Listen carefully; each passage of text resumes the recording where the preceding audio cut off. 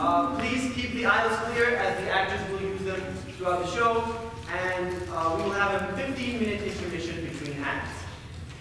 If you feel like you want to get out of the room at any point, you can wait until the intermission, but if you don't want to wait, keep in mind that the seats make a really loud snapping sound when you stand. So if you want to stand up, please put your hand behind and prevent the sound from distracting the actors and other audience members. The first act shows a day in our town. The date is May 7th, 1901, just before dawn.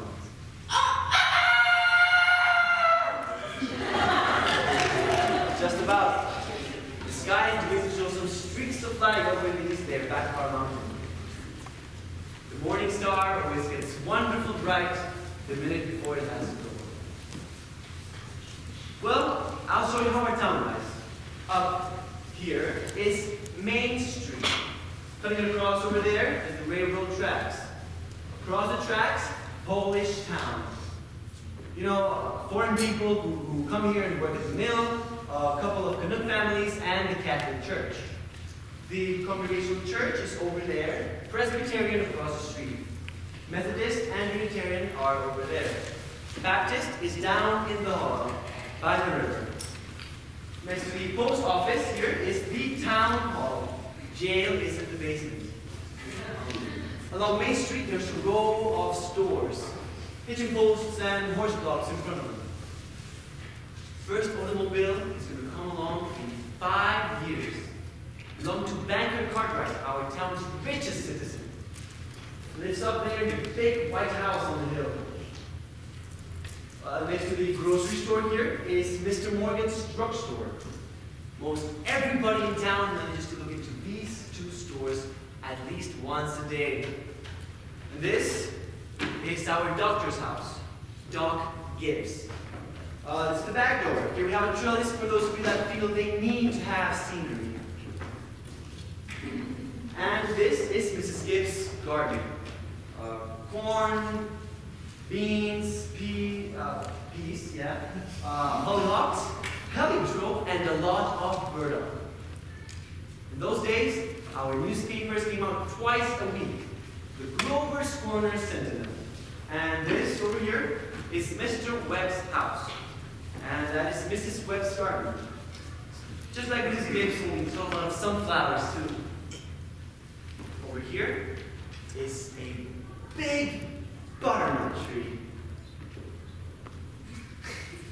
Nice down, you know what I mean? Nobody very remarkable ever come out of it, as far as we know. The earliest dates of the tombstones up in the cemetery say 1670. They are Gibbses and Cartwrights and Hearseys. Same names as around here now. So, it's early morning. The only lights on in town are in the cottage over by the tracks where a Polish mother just had twins. And by the Joe Gravel house where Joe Jr. is ready to deliver the morning paper. And by the depot where Shorty Hawkins is just about to flag the 5:45 post. There it is. Naturally, in the country, lights have been on for quite some time, what with milking and so on. But town folks sleep late. So, another day has begun. There's Doc Gibbs coming down Main Street now, coming from that baby case. And here comes Mrs. Gibbs, coming down to make breakfast. Doc Gibbs died in 1930. The new hospital is named after him. Mrs. Gibbs died earlier, though. A long time ago, in fact. She went out to visit her daughter Rebecca, who married an insurance man in Canton, Ohio, and died there. Pneumonia. But her body was brought back here. She's up there in the cemetery now with a whole mess of Gibbses and Herseys. She was Julia Hersey before she married Doc Gibbs in the Congregational Church right over there. In our town, we like to know the facts about everybody. Here comes Mrs. Webb, coming down to make breakfast too. And that over there is Dr. Gibbs. He got the call to go to Polish Town at 1:30 in the morning. And here comes Joe Crowell, delivering Mr. Webb Sentinel.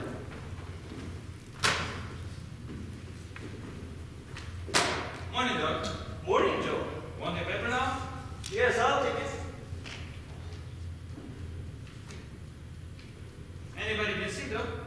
No, bare tweets over in Polish Town.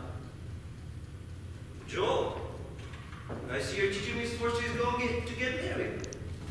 Yes, sir. To a fellow in Concord. I declare. Well, how do you boys feel about that? Well, of course, it ain't none of my business, but I think if person starts out to be a teacher, she ought to stay one. How's your knee, Joe? Fine, Doc. I never think about it at all. Only like you said, you tell me when it's going to rain. Well, what's telling you today? It's going to rain. No, sir. Sure? Yes, sir. You ever make a mistake? No, sir. I want to tell you something about that boy Joe Crowell over there. Joe was awful bright. Graduated first in his class here. So he got a scholarship to Boston Tech. MIT, that is. Graduated first in his class there too. It was written all over the Boston papers at the time. Going to be a great engineer, Joe was, but the war broke out and he died in France. Yes, sir. All that education for nothing. Get up, Leslie! What's the matter with you? Here comes Howie Newsom, delivering the milk. Morning, Doc. Morning, Howie. Somebody sick? No, Mayor Tweed's over to Mrs. Grosowski's. Coincidence. This tub's getting bigger every year. Going to rain, Howie? No. Fine day. It'll burn through. Come on, Bessie. Hello, Betsy. How old is she, Howie? Going on 17. Bessie's all mixed up about the roots ever since the Lockhart stopped taking a quart of milk every day. She wants to leave a quart just saying. Keeps scolding me the whole trip. Good morning, Howie. Morning, Miss Gibbs. Doc's just coming down the street. Is he? Seems like you were late today.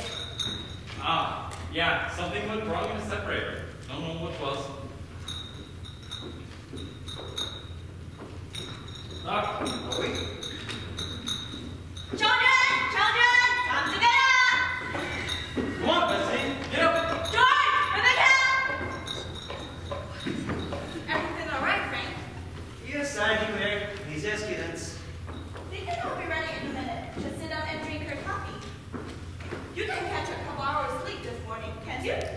I'm afraid Mrs. Wentworth's coming at 11. Nothing wrong with your stomach. I think it's not what it ought to be. Oh, I told you won't get more than 3 hours sleep. Forget. I don't know what's going to become of you. I do hope you can go away someplace and have a rest.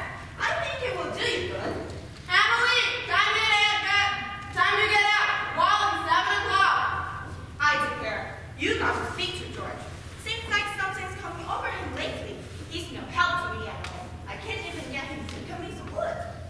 Is he sassy to you? No, he just whines. All he thinks is about that baseball. George! Rebecca! We're on your way for school! George! Look sharp! Yes, Pa! Don't you hear your mother calling you? Wally, you will be late for school! Guess I go upstairs and take 40 weeks. Wally, you wash yourself good or I will come up and do it myself. Mama, what dress shall I wear? Don't make noise. Your father's been out all night and needs his sleep. And what should I run to Pinky Ham for a special? Mama, I hate that dress. Oh, hush up with you. But every day I go to school look like a sick turkey. Now, Rebecca, you always look very nice. Mama! I'll come and slap the both of you, that's what I'll do! We got a mill in our town too. Hear it? Makes blankets. Cartwright's on it. Run them to fortune. Well, now, children, I won't have you. I won't have you gobbling like wolves. It will stun your growth. That's a fact. Wally, put away your book. Oh, Ma, but you're going to know about Canada. Wally, you know the rule as well as I do. No books at the table. As for me, I'd rather have my children healthy than bright. I'm both, Mama. You know I am. I'm bright as good as food for my age. I'm a wonderful memory. Eat your breakfast. I will talk to her father when he's rested. I took her. I don't know where you spent it all. Well, I got a lot of things to buy.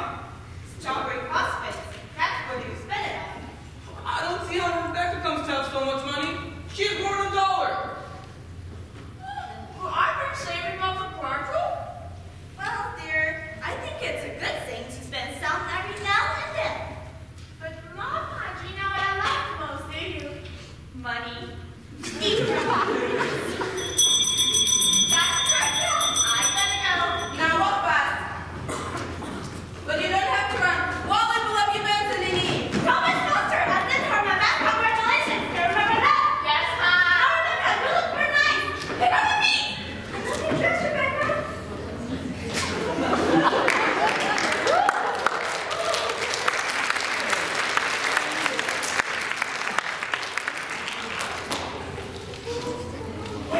Shit, shit, shit. No, you go away, you. Here, shit, shit.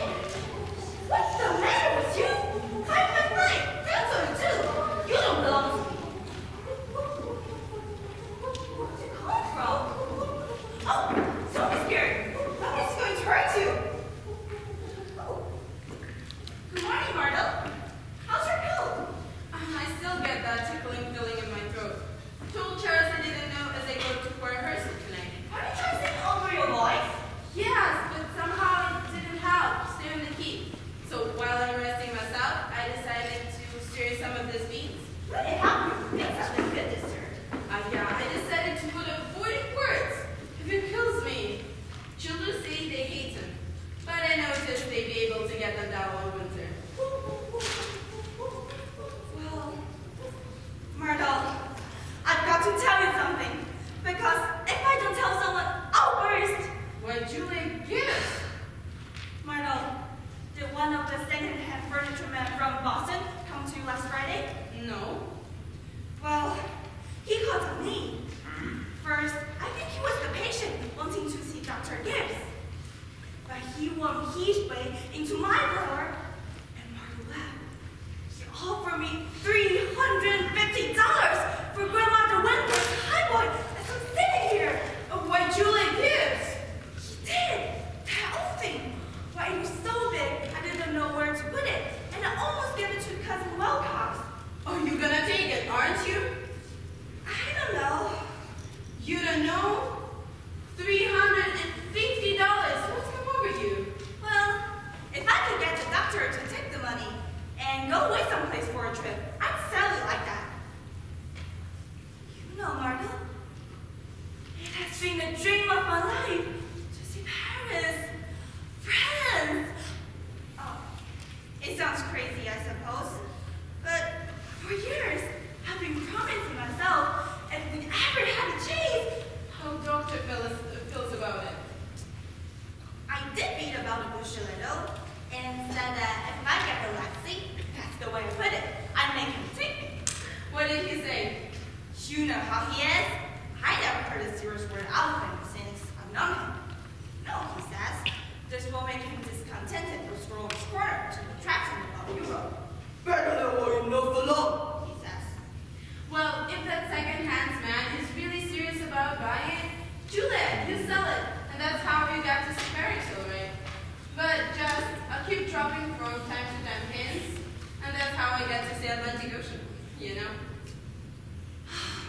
I'm sorry that I mentioned it, but it only seems to me that once in your life, before you die, you ought to go to a country where people don't talk English, or they don't even want to. Thank you very much, ladies. Now, we'll skip a few hours.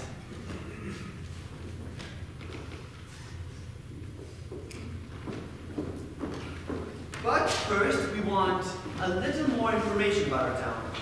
Kind of a scientific account, you might say. So I've asked Professor Willard of our State University to come in here get you a few details of our history here. May I introduce to you Professor Willard of our State University.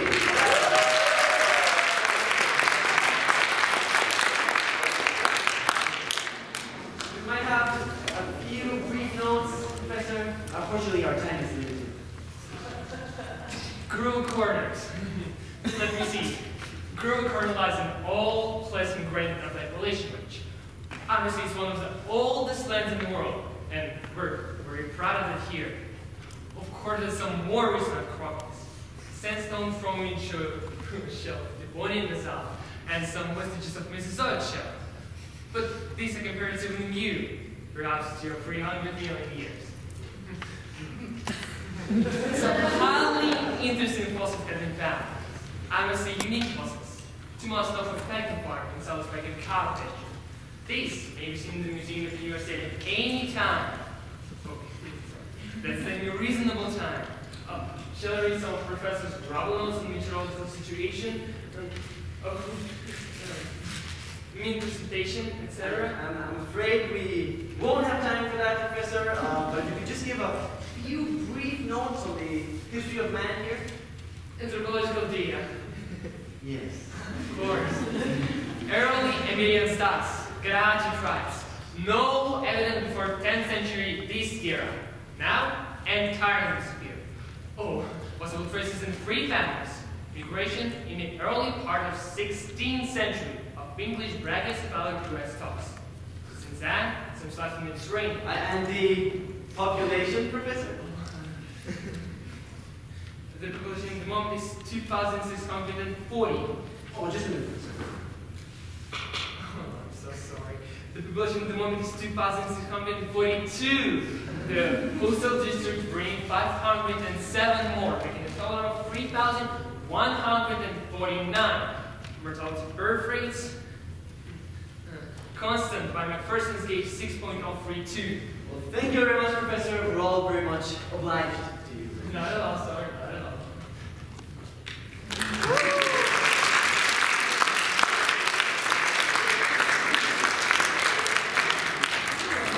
And now, the political and social report. Editor Webb. Ms. Webb? Oh, he'll be here in a minute. He just got his hand while eating an apple.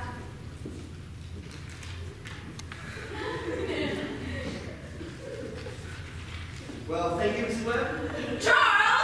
Everybody's waiting! Mr. Webb is editor and publisher of the Grover's Quarter Sentinel. That is our local newspaper, you know.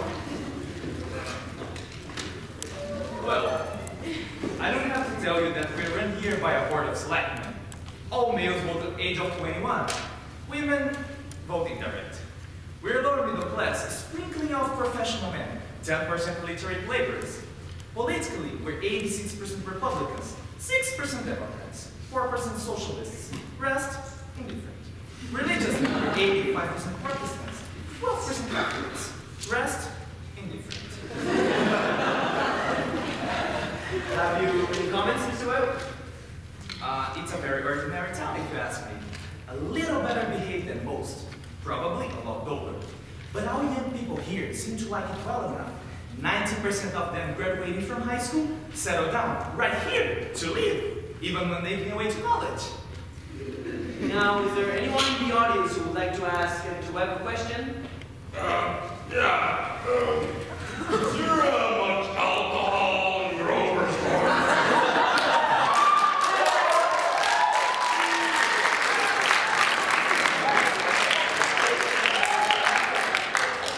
Well, sir, I wouldn't know what you would call much. Saturday nights, the farmhands meet down in Ellery Greenhouse stable and Holler Sound. We've got 1 or 2 town drowns, but they're always having remorses every time an evangelist comes to town. No, sir, I'd say that liquor ain't everything at home here. Except in the Nets and Jets. Now, that's very good for a sneak dive, you know.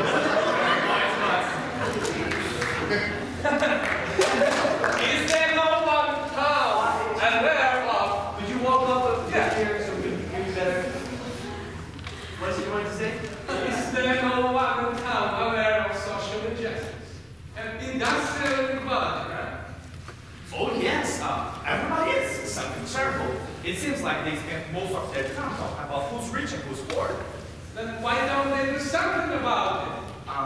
Well, I don't know. I I guess we're all hunting like everybody else for a way that the diligent and sensible can rise to the top, and the lazy and quarrelsome sink to the bottom. But it ain't easy to find.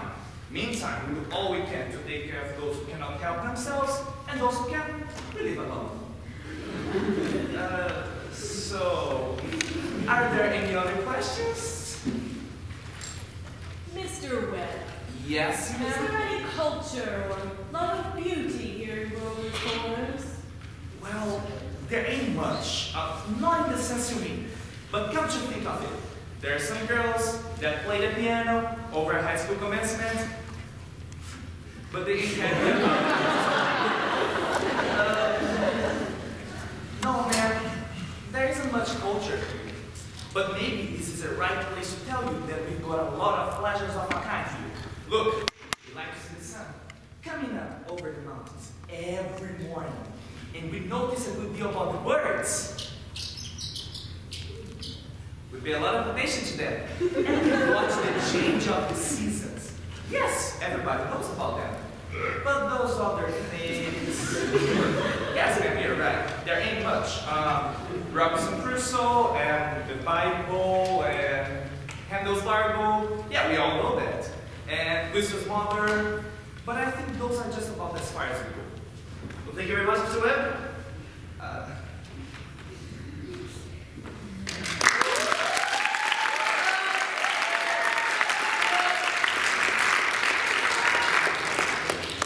Now we'll go back to town. It's 2 o'clock. All 2,642 have had their meals and all the dishes have been washed. The children have gone back to school. There is a buzzing and a humming coming from the school buildings. It's an early afternoon calm about town. You all remember what it's like. Doc Gibbs is in his office tapping people and making them say, ah. Mr. Webb here is cutting his lawn. 1 man in 10 thinks it's a privilege to push his own lawnmower. I can't, Louise. I gotta go home and help my mother. I promise. I'm sorry. Goodbye.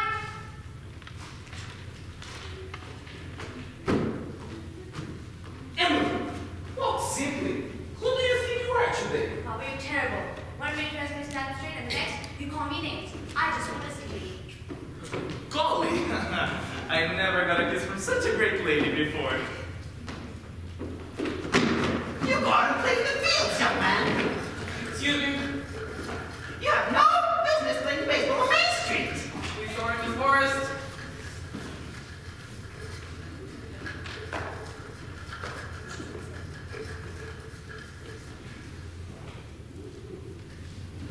Hello, Emily.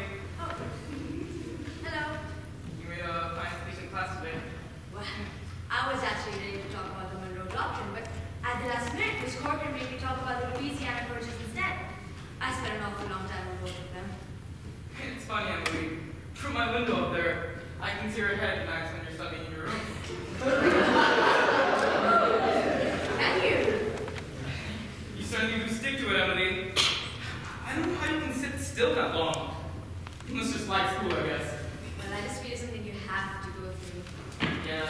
I don't mind it, really. It passes the time. Emily, what say we make sort of a telegraph system from my window over to yours? And every once in a while you can give me some hints to... No, not answers, Emily. Not answers, of course not. Just some little hints. Oh. Oh. Well, I guess hints are allowed. So, if you ever get stuck, Joe, just listen to me and I'll give you some hints. Oh, you're just naturally bright, I guess, Emily. Oh, I figure it's just the way a person's born. Yeah, well, I want to be a farmer, and my Uncle Luke says whenever I'm ready, I can go over and work on his farm. And if I'm any good, I can gradually have it. You mean the house and everything? Yeah. Well, I better head out to the baseball field, and thank you for talking to me. Good afternoon, Miss Webb. Good afternoon, George. So long, Emily. So long, George. Emily, how do you stream this beautiful winter? Wow. George Gibbs let himself have a real conversation, didn't he? Why is he growing up? How old would George be? Oh, I don't know. Let's almost 60. Mama, I made a speech in class today and I was very good. You must recite it to your father at supper. What was it about? The Louisiana Purchase. It was like silk off his spoon. I'm going to be making speeches all my life. Mama, are these big enough? Try and get them a little bit bigger if you can. Mama, will you answer me a question? Serious? Seriously, dear, not serious. Seriously, will you? Yes, of course I will. Mama, am I good looking? Yes, you are. Both of my children got good features. I'd be ashamed if they hadn't. Mama, that's not what I mean. What I mean is, am I pretty? I've already told you yes. Now stop. You have a nice, young, pretty face. I never heard of such a foolishness. Mama, you never tell us the truth about anything. I am telling you the truth. Mama, were you pretty? Yes, if I do say it. I was the prettiest girl in the town, next to me, or right. Mama, you've got to say something about me. Am I pretty enough to get people's attention? Emily, you make me tired. Now stop it. You are pretty enough for all normal purposes. Come along now and bring that bowl with you. Mama, you don't help at all.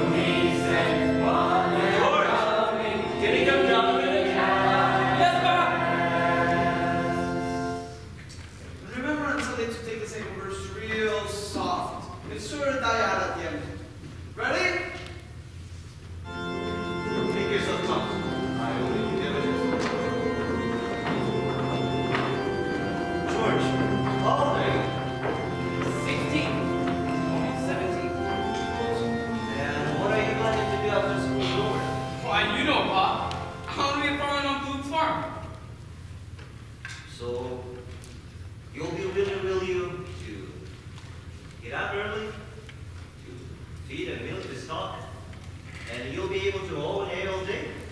Why, sure I will. What do you mean? Well, you see, George, while I was in my office today, I heard a funny sound. And what do you think it was? It was your mother chopping wood. Then you see your mother getting up early, cooking meals all day long, washing it, ironing it, and still she has to get out of the backyard and chop wood. I suppose she just got tired of asking. She just gave up and decided it would be easier to do it herself. And you eat your meals and put on the cups. She keeps nice for you. And you run out and play baseball like she's some high girl. We keep her around the house, but we don't like very much. Well, I knew all I had to do was to call your attention. Here's a handkerchief, son. Thanks, Bob. George, I decided to raise your spending money 25 cents a week. Not, of course, for chopping wood for your mother, because that's a sort of present you give her, but because you're growing up. And I can imagine there's many things you must find to do with it. Thanks, Bob. Let's see. Tomorrow's payday. You can count on it. Probably Rebecca feel what she has. Some more too.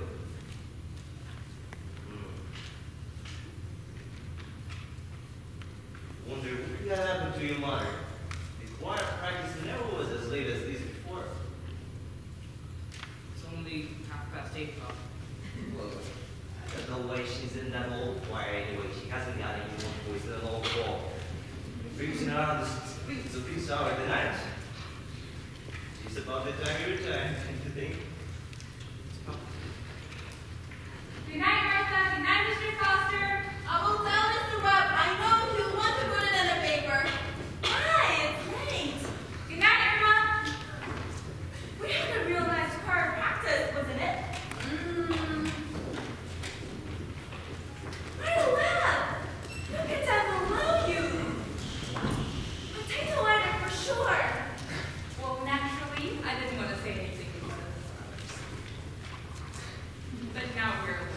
Really, it's the worst scandal that ever was in town. What? Simon Stimson? Voila.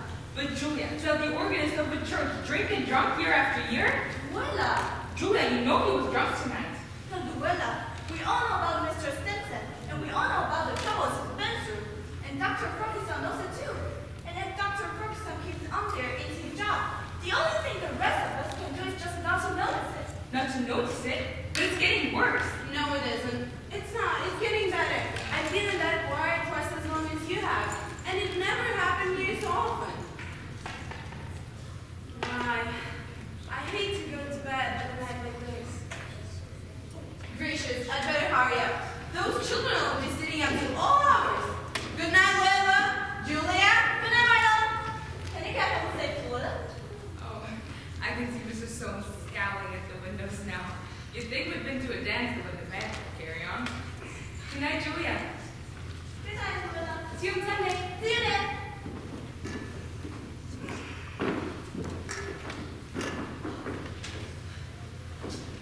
We had a real good time. Are you late enough? Why? It's 8 and later than usual. You stopping at the corner to go screw with a lot of hands. Frank, don't be grouchy. Come out and find my heliotrope in the moonlight. Come on, huh?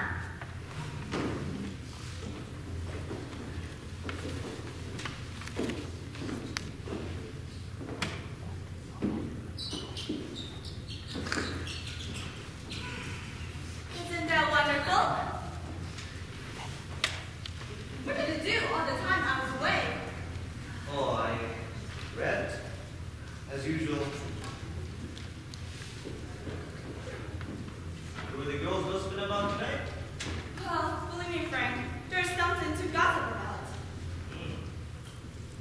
Stimson for now, was he? Worst I've ever seen him. How the end, friend? Dr. Ferguson can't forget him forever. I guess I know more about Simon Stimson's affairs than anybody in this town. Some people ain't made for small town life.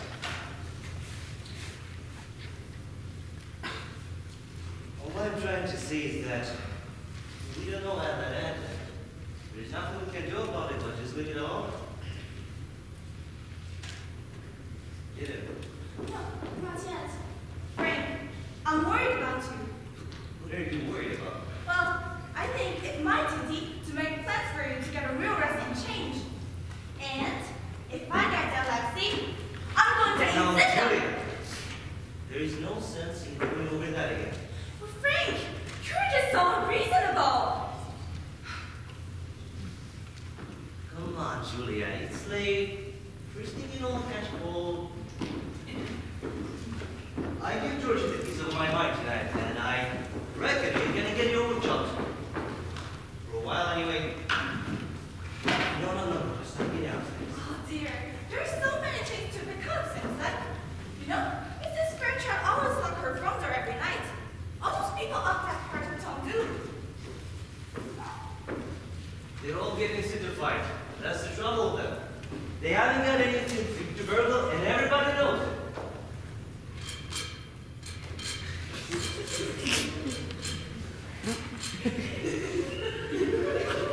Rebecca, get out of here! Look, just a minute. Go look through your own window! I did, George. But there's no one there. George, no one has been to you, George. Well, I think the moon is getting nearer and nearer, and there's going to be a big explosion. Rebecca, you're annoying. If the moon was getting nearer and nearer, the guys who stay up all night on their telescopes would tell us first. Besides, it'd be all over the newspaper. George, is the moon shining up in South America and Canada and half of the whole world? Well, probably is. It's 9:30. Most of the lights in town are out. There's Constable Warren trying a few doors in Main Street. And here comes Editor Webb after putting his newspaper to bed. Good evening, Simon. Ah, good evening, Mr. Webb. Quite a moment, huh? Yeah. Everything quiet tonight? Oh, Simon Stimson rolling around a little. You saw his wife heading out to hunt for him, so I turned the other way. Here he is now. Oh, good evening, Simon. Town seems to have settled down pretty well for the night.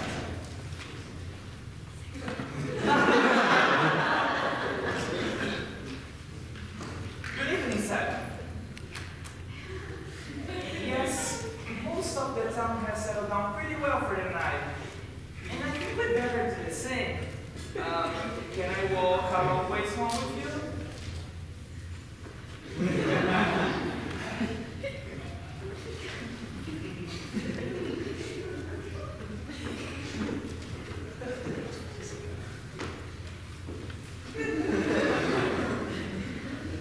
Good night. I don't know how that's going to turn out, Mr. Webb. Well, seems like a peck of trouble to me. One thing after another. Oh, Bill, you see my boy smoking cigarettes. Give him a word, do ya? He thinks a lot of you, Bill. I don't think your boy's smoking no cigarettes, Mr. Webb. These ways no more than 2 or 3 a year. I hope not. Good night, Bill. Mr. Webb.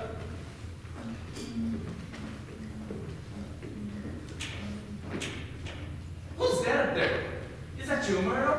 No, it's me, Papa. Emily, when aren't you in bed? I don't know. I just can't sleep yet. The moonlight is so wonderful. And the smell of Mrs. Kidd's heliotropes. Do you smell it? Yes. Haven't any troubles on mine, have you, Emily? Troubles? Papa, no. Well, just don't let your mother catch you. Good night, Angela. Good night, Papa. George? George, I never tell you about the letter Jane Crawford got from her minister when she was sick. On the letter she said, the address like this, Jane Crawford, the Crawford Farm, Grover's Corner, and Sutton County, New Hampshire, United States of America. How is that funny?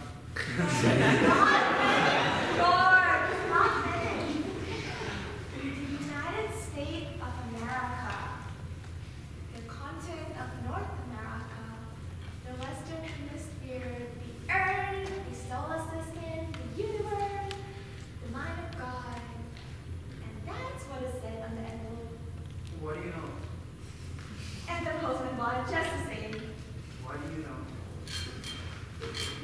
Well, that's the end of the first act, friends. Now we'll have a 15-minute intermission. You can go out and smoke, those that smoke.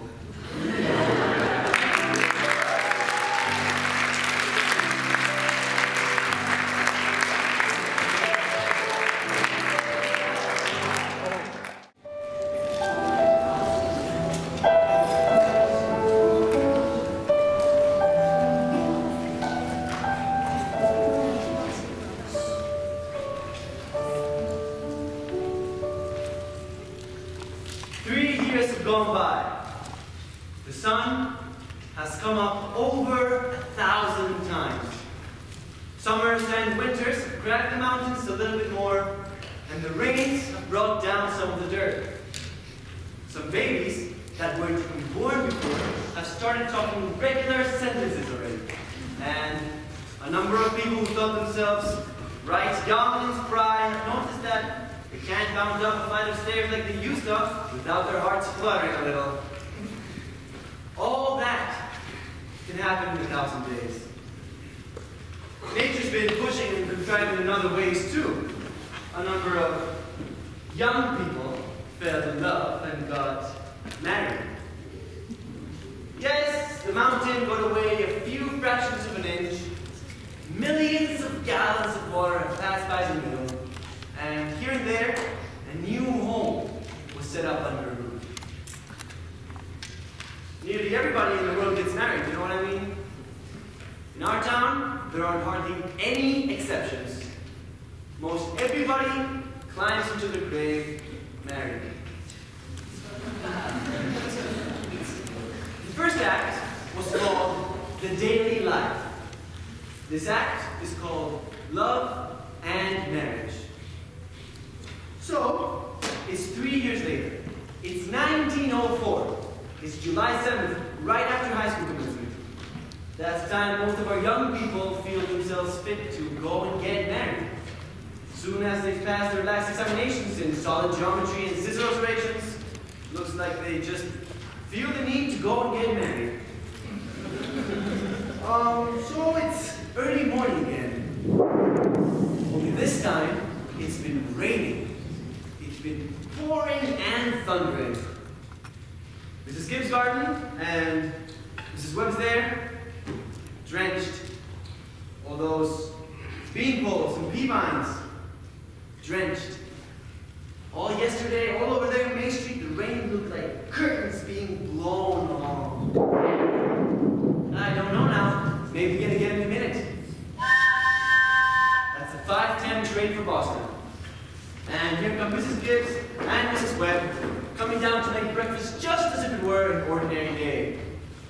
I don't have to point out to the women in the audience that both these ladies they see before them cooked 3 meals a day. One of them for 20 years and the other one for 40. And no summer vacation. They raised 2 children apiece, washed, cleaned the house, and never had a nervous breakdown. Never thought themselves hard-used either. It's like one of those Middle West poets said. You got to love life to have life. And you got to have life to love life. It's what they call a vicious circle. Get up! See? Here comes Sal Newsom and Bessie, delivering the milk. And here's Cy Crowell, delivering the morning paper like his brother before him.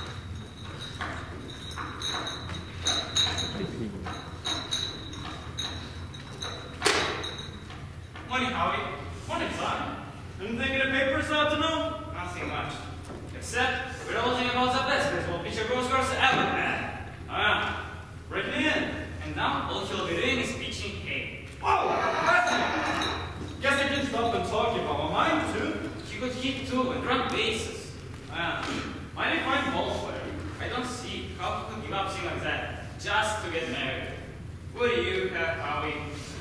Can't tell, son. Never had no talent that way. Morning, Howie. Morning, Bill. You're Crowley. My name's Warren. See what I can do to prevent a flood. River's been rising all night. Cyclone here, so broke up about George Gibbs retiring from baseball. Yes, sir. That's the way it goes. 84, son. We had a ball player. George Gibbs couldn't even touch it. Name of Hank Todd. Got a man who came a Parson or something. Wonderful ball player. Howie, how's the weather seem to you? Oh, tain't bad. Think maybe it'll show up good. Bill? Howie?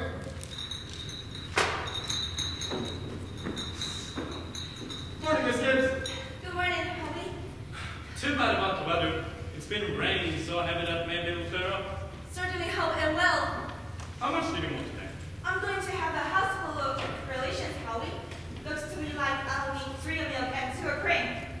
3 milk and 2 cream. My bad sister told me we hope they'll be happy. No, they will. Thanks a lot, Howie.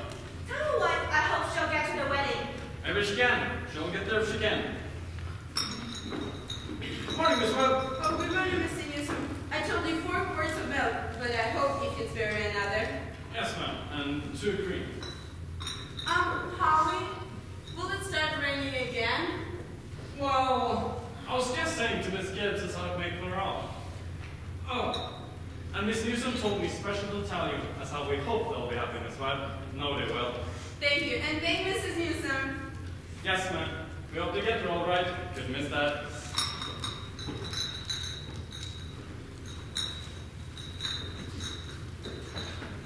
Come on, Bessie. Get up. Well, Ma, the day has come. You're losing one of your chicks. Don't you say another word, Frank. I feel like crying every minute. Just sit up and drink your coffee. The groom's up, shaving himself. Only there ain't an awful lot to shave. Listening and singing like he's glad to leave us. Every now and then he says, like you, to the mirror, but it turns out going to the mirror. I declare, I don't know how they'll get along. I've ruined his clothes and seen to it his feet are dry and he's got more things on. You're too young, Frank. Everyone won't think of such things. He'll keep just that he's destined to whizzing away. I remember my wedding morning, Julia. No, don't start that, Frank. I was the scaredest young fella in the state of New Hampshire. I thought I made a mistake for sure. When I saw you coming down the aisle, I thought you were the freakiest girl I ever seen. But the trouble was that I never seen you before. There I was in the Congregational Church, marrying a little stranger. And how do you think I felt, Frank? When you saw perfectly awful things versus that's what they are. Here, I'm making something for you. Why did you get her sheep? French toast. It ain't hard to make, and I've got to do something. How do you sleep last night, Julia? I heard a lot of hours struck off.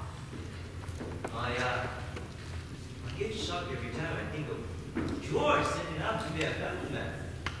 That gang-gangly thing. I tell you, Julia, there is nothing worse in this world than a father and son. These relationships are damnedest. Mothers and daughters, no picking. Let me tell you. Well, they have their own troubles, I suppose, but that's none of our business. Everyone deserves the right for their own trouble. People are meant to live 2 by 2 in this world. Ain't nature to be lonesome. Julia, you know what was one of the things I was scared the most when I was about to marry you? Go along with you. I was afraid we didn't have enough material that would last us more than a few weeks. I was afraid we'd run out. In our meals in silence, that's for sure. Well, you and I have been conversing for the last 20 years without any noticeable bad spells. Well, good weather, bad weather, tain't our choice. And I always find something to say. Did you hear Rebecca stirring around upstairs? No.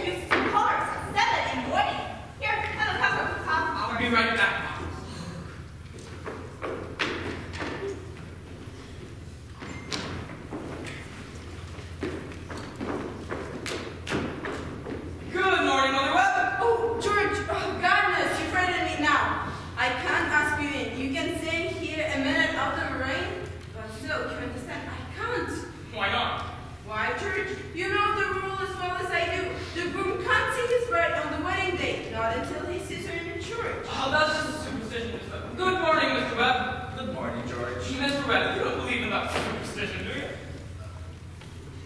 you? Well, there's a lot of superstition, George. Millions are golden, and George, and you will not be the first who will fly in the face of custom. Say, where is Emily?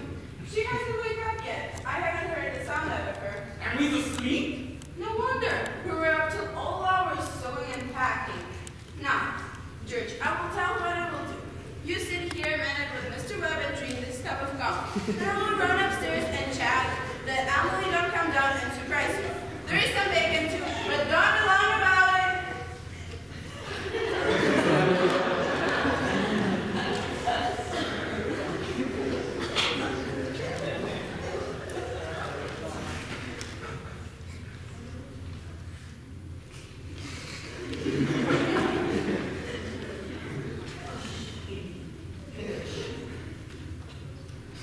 So, George. How are you? I'm fine, sir.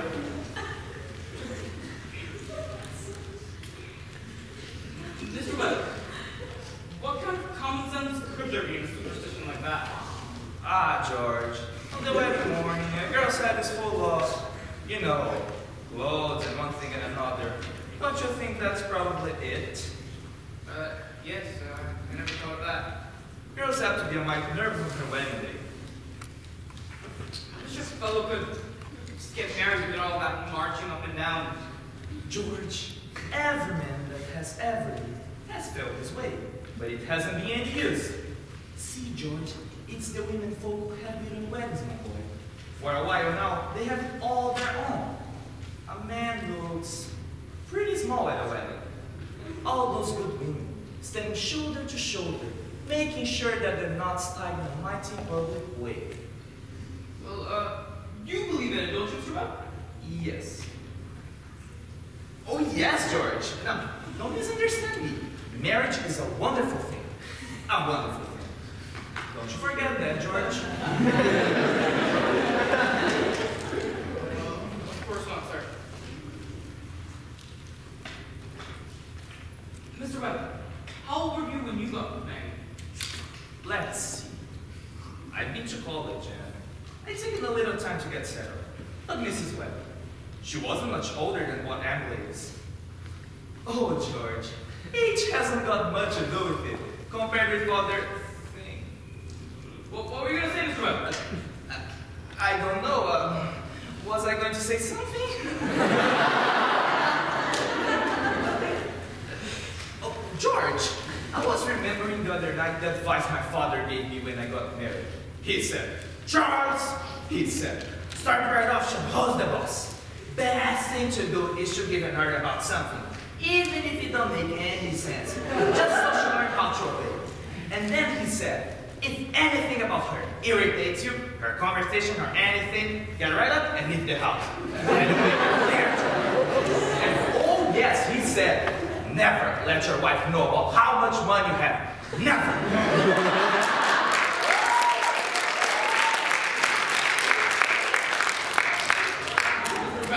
So I took the opposite of his advice. And I'm happy ever since.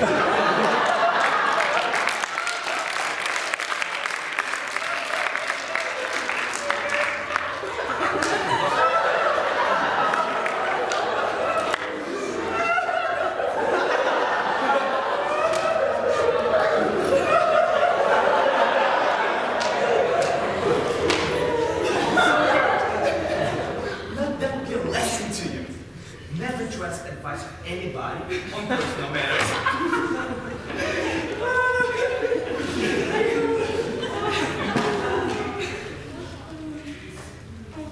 George, are you going to raise chickens on your farm? What?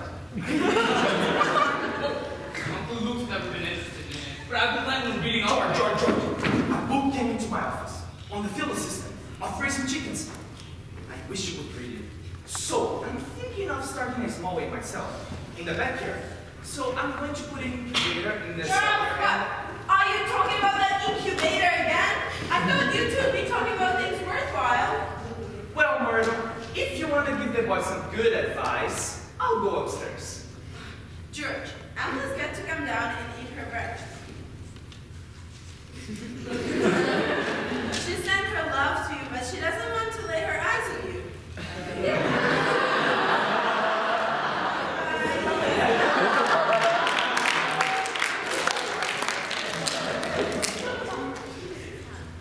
Goodbye.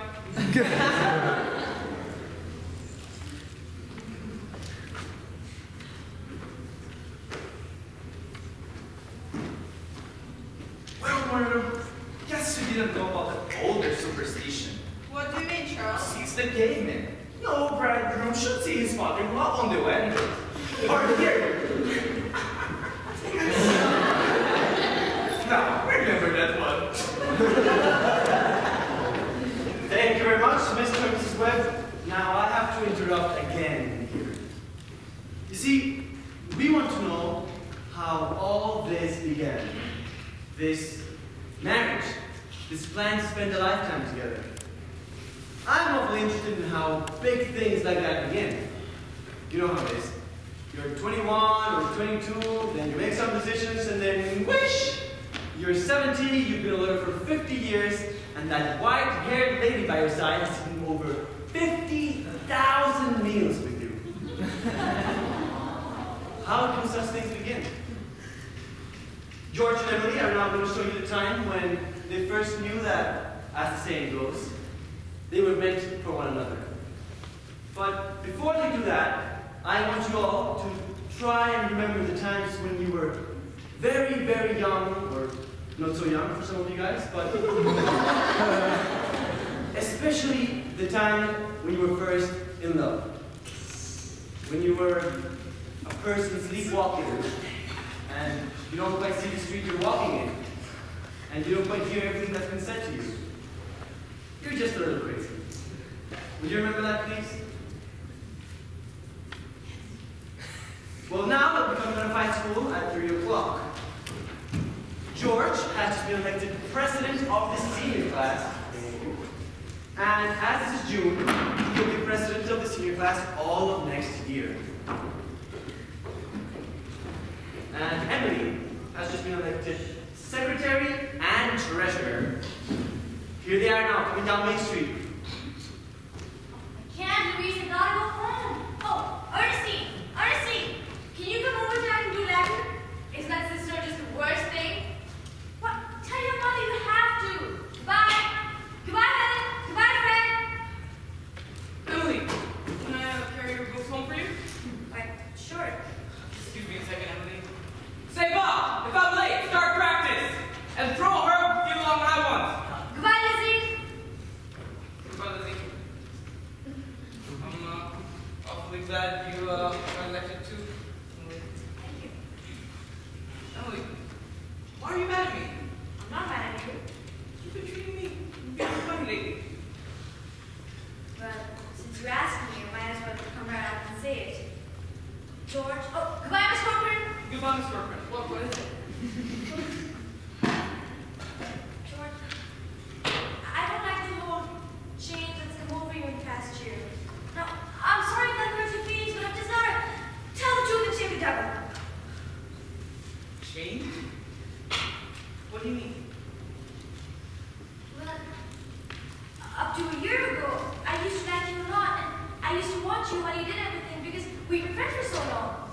And then you started spending all your time at baseball, and you never stopped to speak to anybody anymore, George. Not to really speak. Not even to your family you didn't. And George, it's a fact. Ever since you've been elected captain, you've got awful stuck up and conceited, and all the girls say so. And it hurts me to hear you say it, but I gotta agree with them, and it's true. Wow, I didn't know such a thing was happening. I guess a fellow can't go on without having some fault in his character. But I always expect a man to be perfect, and I think he should be. It's possible to be perfect, Emily.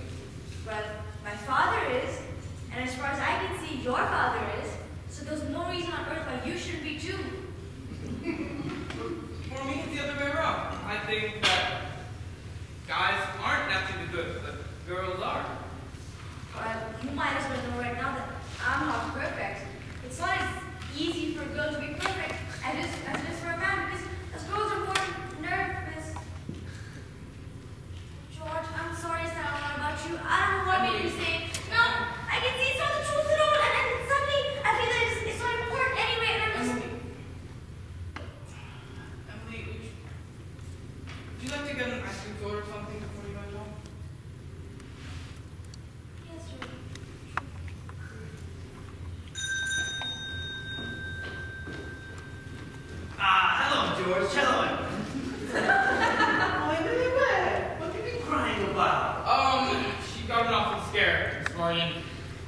they say about that Tom Hawkins.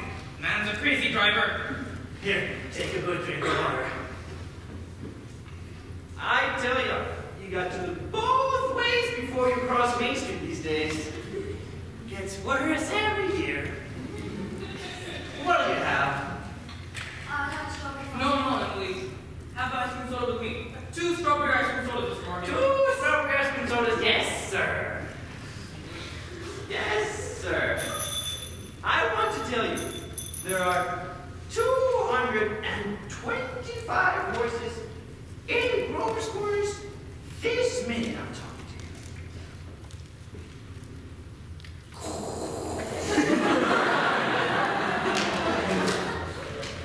State inspector wasn't here yesterday, and now they're bringing in these automobiles. Best thing to do is just stay home.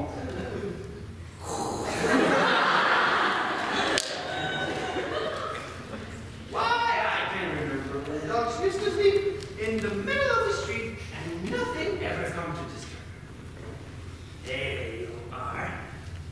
Oh yes, Mrs. Ellis, I'll be with you in a minute. What can I do for you? You're so expensive. Oh, no, I don't think about that. We're celebrating our election. And you know what else I'm celebrating? I'm celebrating that I have a friend that tells me all the things that ought to be told me. George, please don't think No, of that. no, you stick to it. I'm glad you spoke to me the way you did. But you'll see, I'll change. You bet I'll change.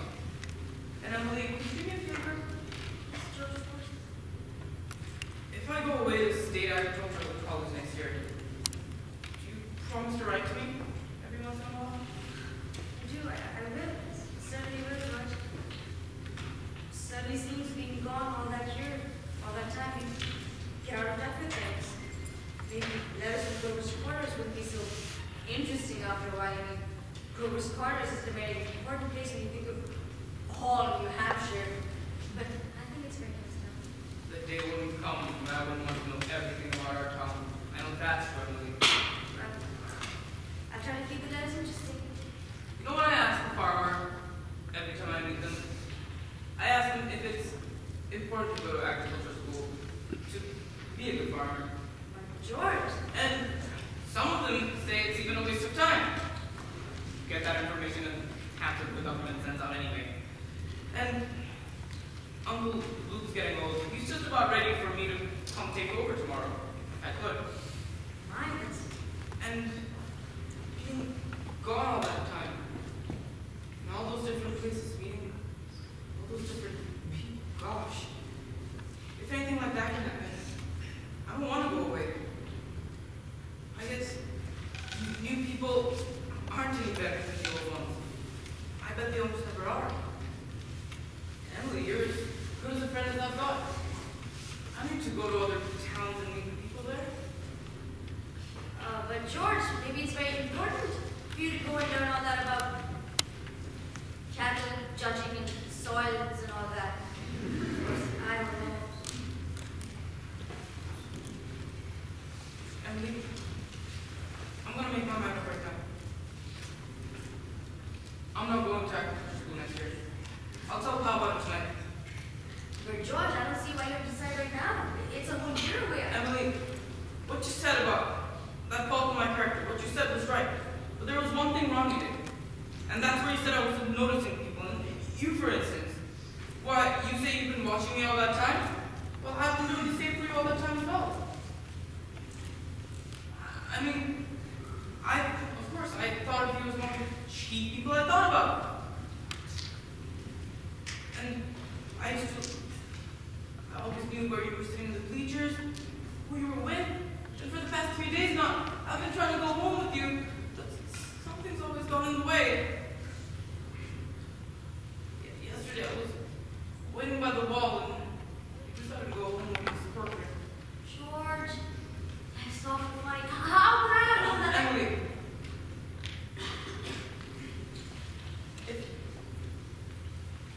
Emily, if I make the big change,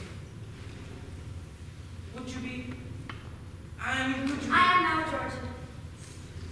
I always have been. guess this has been an important talk we've been having.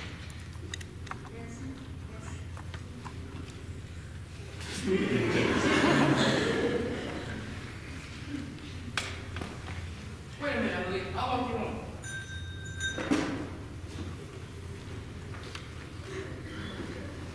Mr. Martin, I'll have to run home.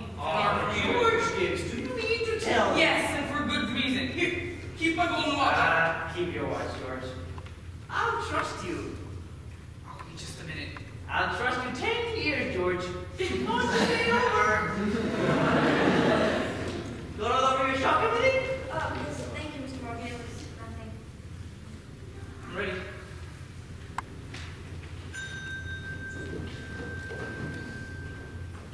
Well, now we'll go on with the wedding.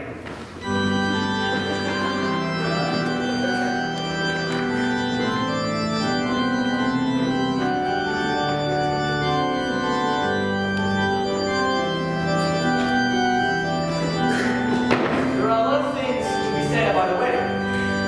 There are a lot of thoughts that go on during a wedding. You can't fit them all into one wedding, naturally, especially not a wedding in Grover's quarters where weddings are mighty short and plain. In this play, I take the part of the minister. That gives me the right to say a few things more. Yes, for a while now, the play gets pretty serious. You see, some churches say that marriage is a sacrament. I don't quite know what that means, but I can guess. Like Mrs. Gibbs said a few minutes ago, people are supposed to live 2 by 2. This is a nice wedding. And don't forget the other witnesses of the wedding. The ancestors. Millions of them.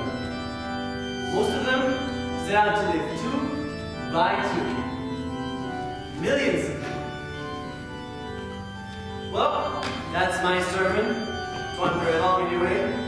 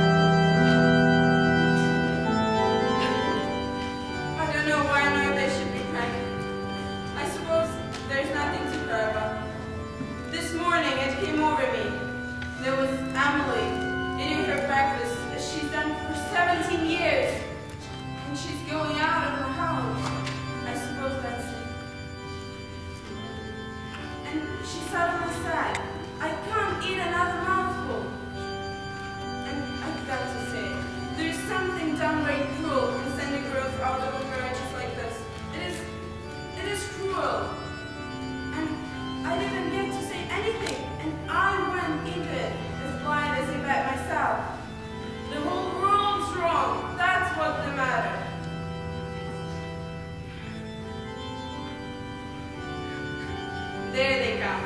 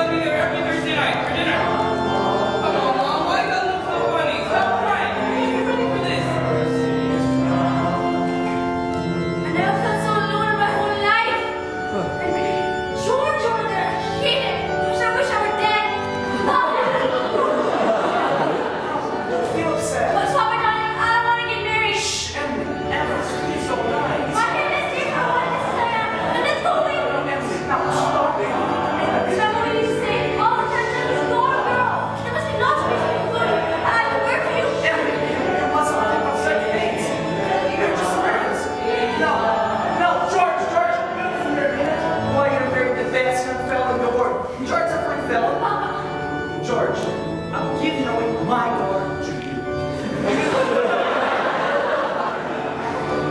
Mr. Webb, I'll try. I'll try, Emily. I love you. I need you. But if you love me, help me. All I want is something to love me. I'll try. I'll try. And I mean forever. Do you hear? Forever and ever.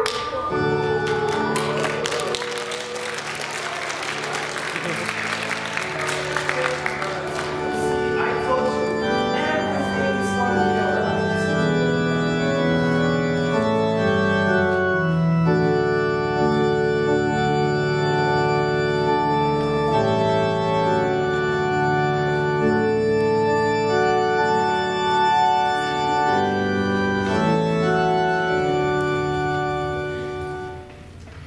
Do you, George, take this woman, Emily? Perfectly lovely wedding. Loveliest wedding I ever saw. Don't you love a good wedding, don't you? Doesn't she make a lovely bride? Till death do us apart? I do. And do you, Emily, take this man, George? Don't know when I've seen such a lovely wedding. But I'll always cry. Don't know why it is, but I'll always cry. I just like to see young people happy. Don't you? Oh, I think it's lovely. Till death do us apart? I do.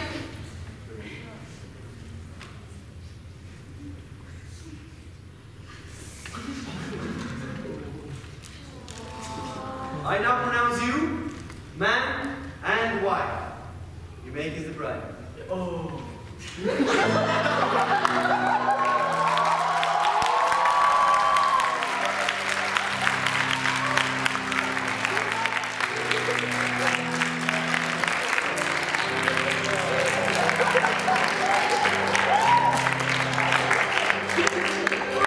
Lovely couple.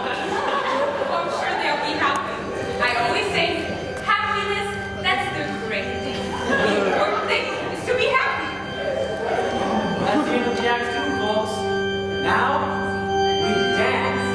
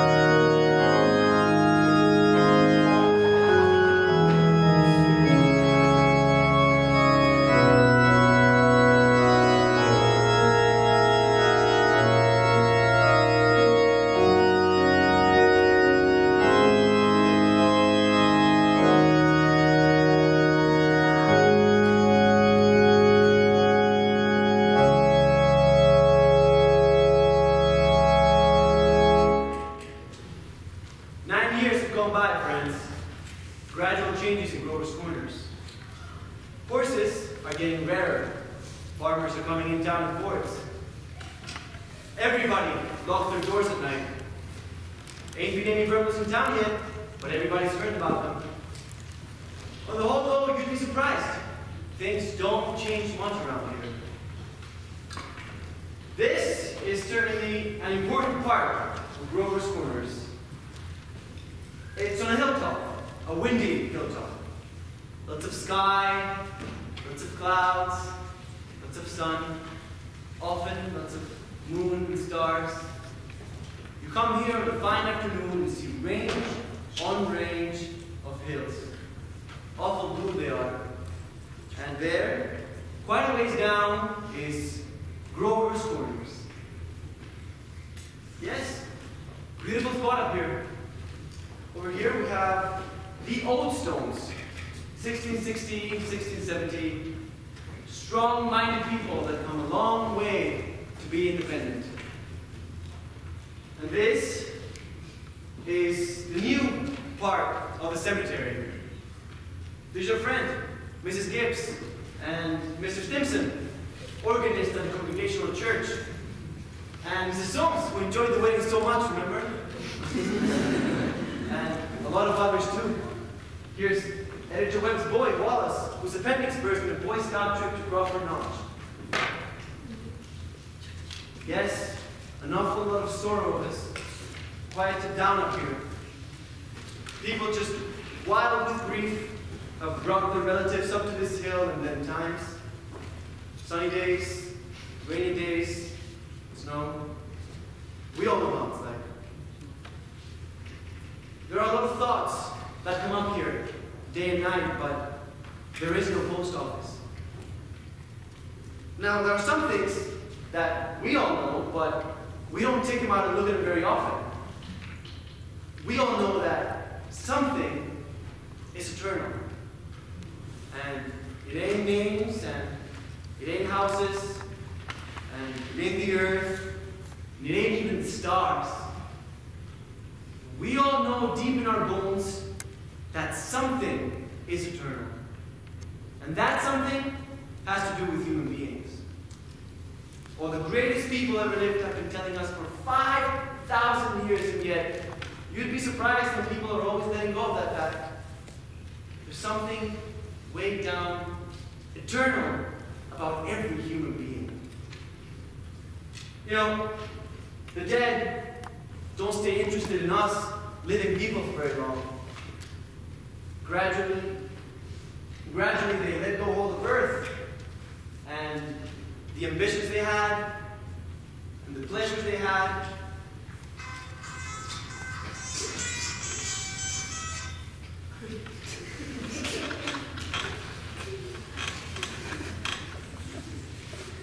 and the things they suffered, and the people they loved. They get weaned away from earth. That's the way I put it. Weaned away. They stay up here while the earth part of them burns out, burns away, and all the while they grow indifferent to what's going on in Grover's Corners. Now, some of the things they'll say maybe it'll hurt your feelings, but that's the way it is. Mother and daughter, husband and wife, enemy and enemy, money and miser. All those terribly important things kind of grow pale around here. And what's left? What's left when memory's gone and your identity, Dr. Mahoney? Well, here we have some living people. There is Joe Stoddard, our undertaker, supervising a newly made grave. And here comes Sam Grigg, a Grover's Corners boy who left town to go out west.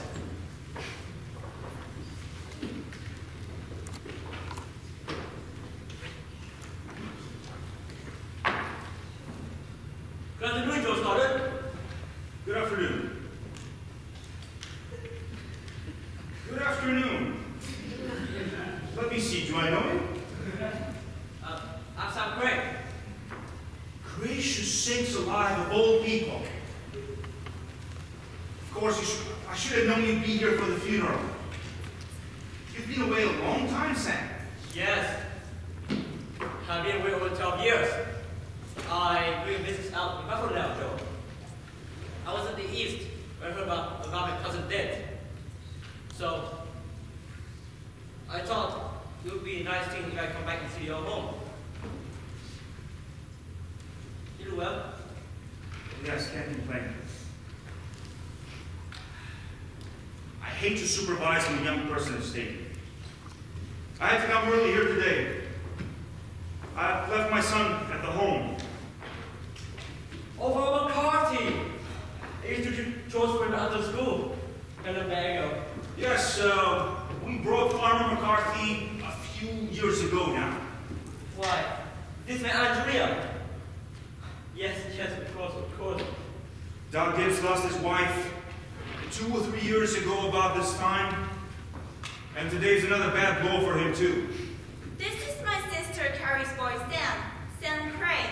I'm always uncomfortable when he's around. Simon! He was always at church, wasn't he? Friend allowed you to say? No one was supposed to know about it. Had seen a peck of trouble. Took his own life. Oh, did he? Hung himself in the attic. They tried to hush it up. Of course, he got around. Chose his own epitaph. You can see it right there. It ain't exactly a verse. Why? It's just a note of music. What is it? Well, I wouldn't know. It wrote up in the Boston papers at the time. Joe! What did she die of? Who? My cousin. Oh, you didn't know? She was trying to bring a baby to the world. Was her second one, though. There's a boy about 4 years old. And the girl's going to be over there. Yes, there ain't much more space among the Gibbses. They're opening up a whole new Gibbs section right here. Well, you have to excuse me, I see them coming.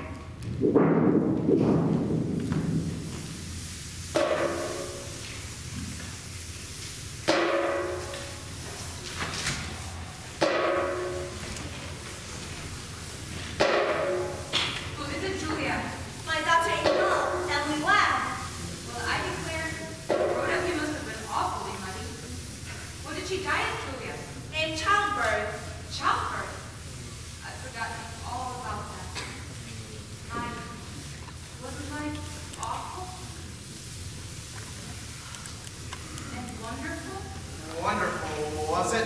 Simon, I remember. I remember Emily's wedding. Wasn't it a lovely wedding? And I remember her reading the gospel at graduation exercises. She was one of the brightest girls ever graduated from high school. I heard Principal Wilkins say so time after time. I visited them at their new farm just before I died. Perfectly beautiful farm. It is on the same road we home. Yep, Great Park Farm. I've always liked that hymn. I was hoping this would happen.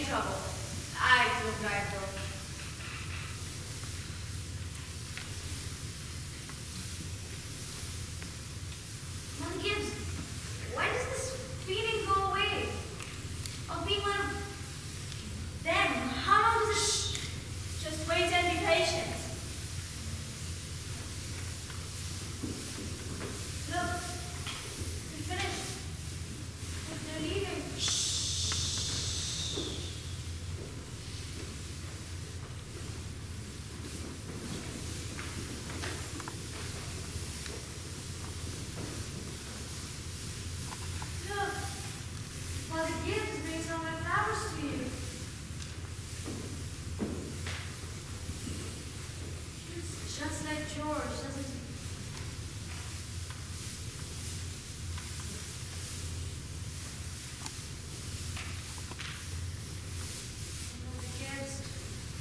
I never realized before how troubled and how in the dark like persons are. Look at him. I love him so. From morning to night, all they are. Trouble. A little cooler than it was. Yes, the rains cooled it off a little. Those north and east winds always do the same things. Don't they? If it ain't rain, it's a 3-day flood. But Mother Gibbs, one can go back. One can go back there again and live. I know it. I feel it. Why, just then for a minute I was thinking about the farm, and for a minute I was there, and my baby was on my lap as plain as day. Yes, of course he can.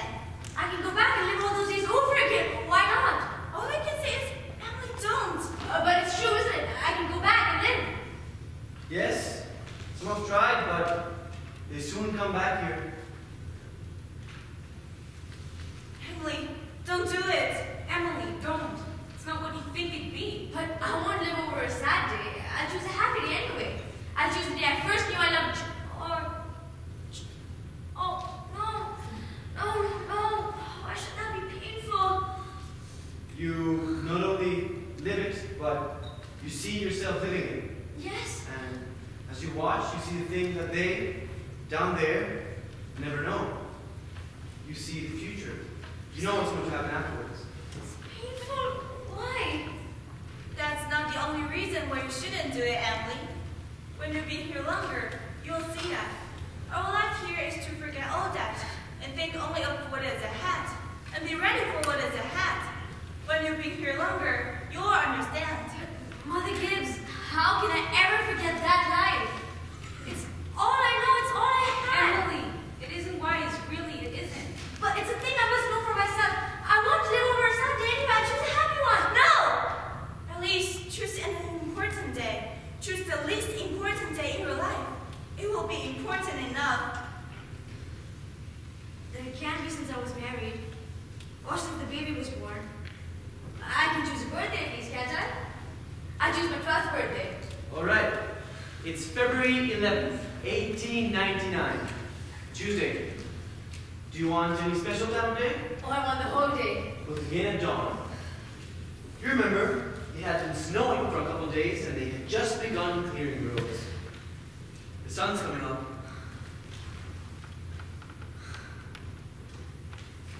There's Main Street. That was Mr. Morgan's drugstore before he changed it. That's the livery stable. Yes, it's 1899. It's 14 years ago. That's the town I knew as a little girl. There's the old white fence that used to be around our house. Gosh, I'd forgotten about that. Now it's so... Are they inside? Yes, your mother will be coming downstairs to make breakfast in a couple of minutes. Was she? And you remember, your father came in the early morning train. He'd been out for a couple of days. No. He went to Western New York to his old college to give a speech. Look, there's Howard Houston. And there's a policeman, but he's dead. He died. Oh, I see.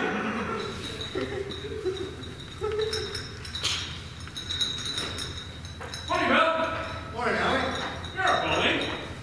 Been dealing with a party. Darn near froze to death down that Polish town, dog.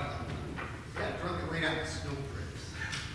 He thought he was in bed when I shook him. There's Joe Cowell.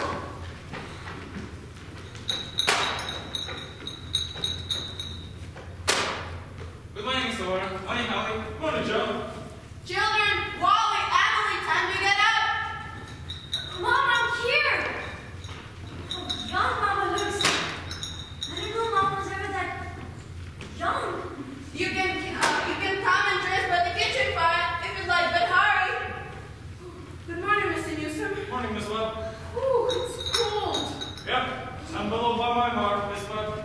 Oh, think of it. Keep yourself wrapped up. Yes, Miss Webb. Thank you. You too.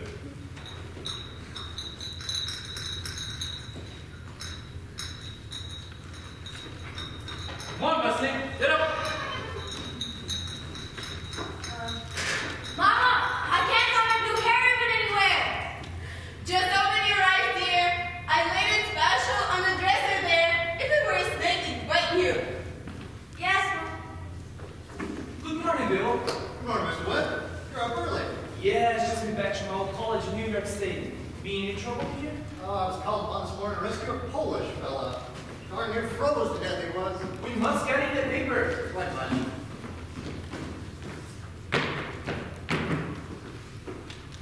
Good morning, Mother. Oh, how did it go, Charles?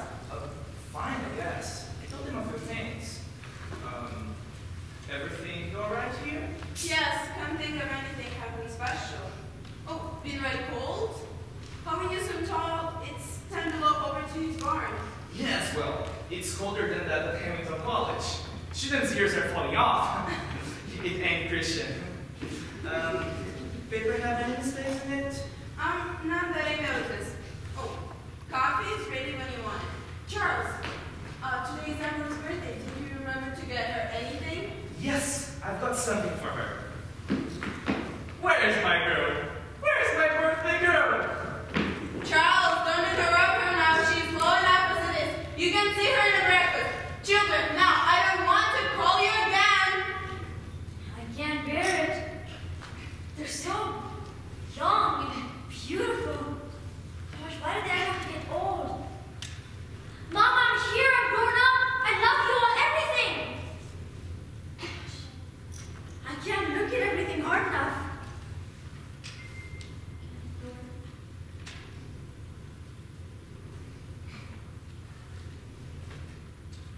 Good morning, Mama. Well, now, dear, a very happy birthday to my girl and many happy returns.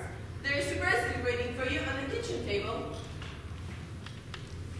Oh, Mama, you shouldn't have. But birthday or no birthday, you should eat your breakfast good and slow. I want you to grow up and be a good, strong girl. That in the blue paper is from your Aunt Carrie, and I reckon you can guess who wrote the postcard album. I found it on the doorstep while I brought in the milk. George Gibbs must come over in the cold pretty early. Very nice. George, forgotten that. Chew that bacon good and slow. It will help you keep warm on a cold day. Oh, Mama, just look at me a minute as if you really saw me. 14 years have gone by. I'm dead, Mama. Your grandmother, Mama. I married George Gibbs, Mama. Wally's dead too. His appendix burst and I got him into Crawford Nurse. We felt just terrible about it. Don't you remember?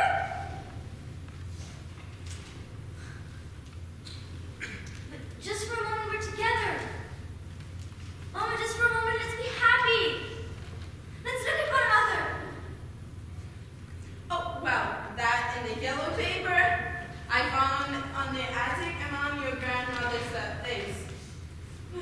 I think you're old enough to wear it, and I think you'd like it. And this is from you. Why, Mama, it's just lovely. It's just what I wanted. Oh, I hope you'd like it. Hunted all over. John Murray couldn't find one in a Concord, so I sent all the way to Boston. Wally has something for you too. He made it at his manual training classes. He's very proud of it. Be sure to make a big fuss about it.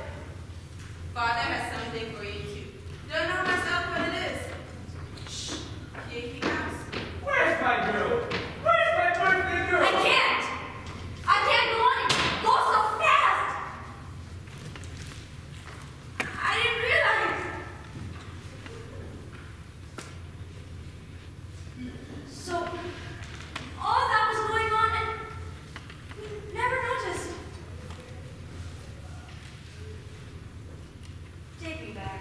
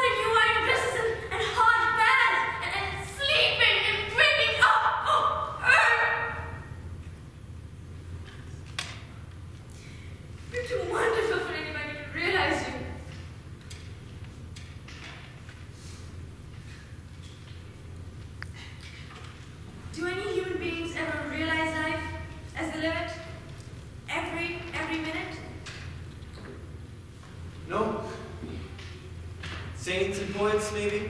They do something. I'm ready to go back.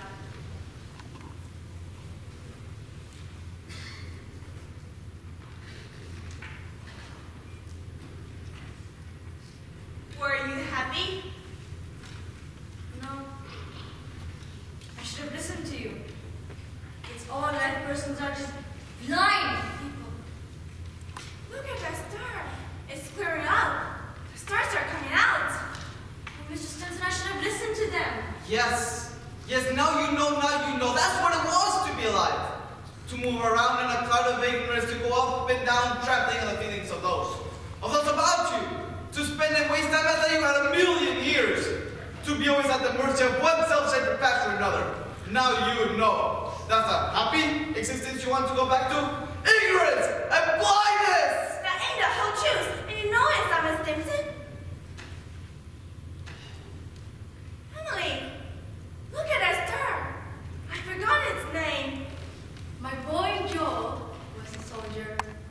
Knew them all. He sat on the porch evening and tell them all by name. And yes, sir, it's wonderful. The star is mighty beautiful. Yes, it is. I see one of them coming. That's funny. There's no time for us to be here. Goodness sakes.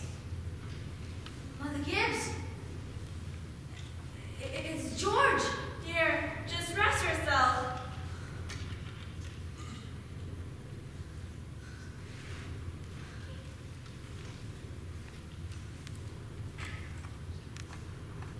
It's George.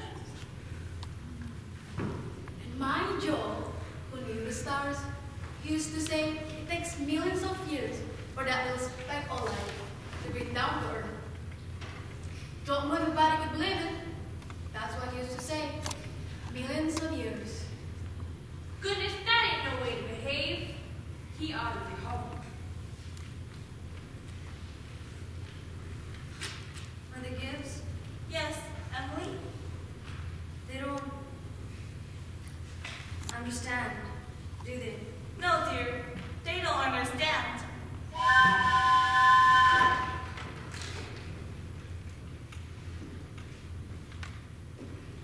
Most everybody's asleep in Grover's Corners. There are a few lights on. Over at the depot, Shorty Hawkins just saw the Albany train go by.